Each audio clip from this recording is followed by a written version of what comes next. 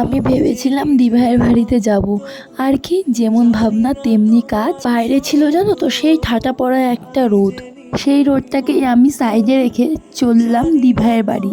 একদিকে মেয়েকে কোলে আর একদিকে আমার একটা ছোলাকে নিয়ে। টোটো ধরে ভেবেছি মেয়েকে নিয়ে একাই চলে যাব, কিন্তু ওই যে বাবা আছে বাড়িতে, একা কি আর যেতে দেবে। বাবাও তেমনি নিজের কাজকে সাইডে রেখে আমাকে আগে দিয়ে চলে এলো।